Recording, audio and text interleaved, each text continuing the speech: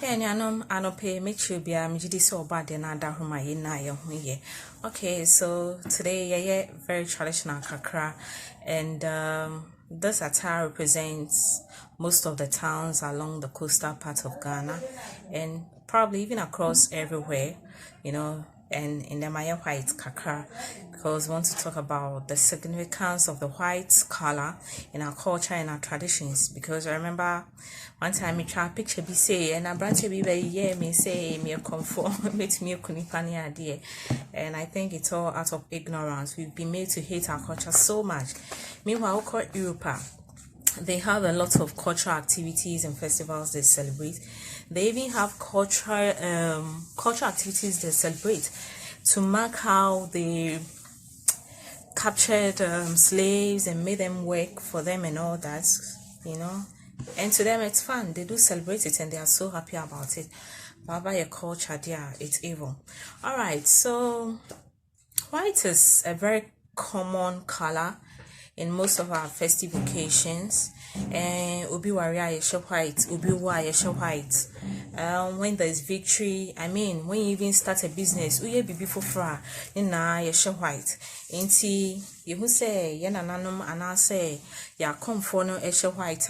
For me, as I understand it, it stands for peace, it stands for victory, it stands for hope, and it stands for light. But probably the difference between how an okonfo will dress and how obi our pam into my is just a humana idea pam no.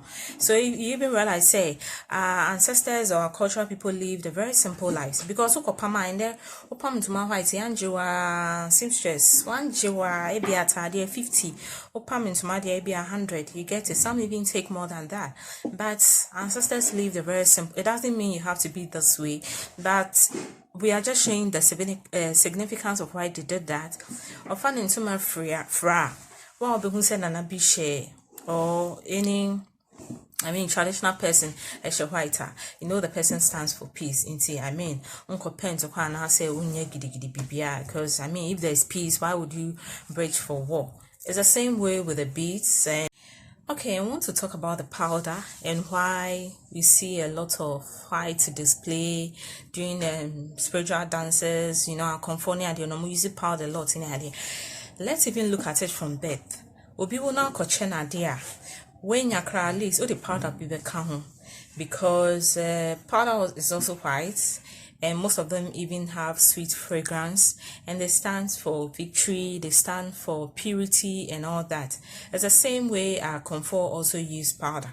And from little education, I mean, yeah, you know, I would say when people are being possessed by spiritual powers near there, usually there's interplay of human effort and the spiritual side coming to fuse together. So the powder kind of disguises, so at that moment when you're watching the person, you are not focusing on the individuals, you know, because if you're not in panel, you're familiar and you're like, oh, mini coffee, you know, but at that point maybe our spirit's been taking effect. But the thing is, you don't know the spirit too.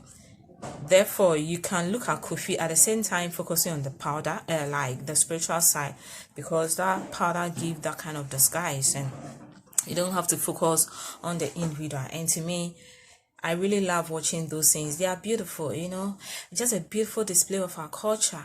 But probably maybe they're having say people take their possession beyond the display part, and in daily lives they still, I don't know, probably do something that scares other people. But apart from that, I mean, that is very cool, you know. Nkanka birthday now address say now today munkwa na we nya obi e bi, you know.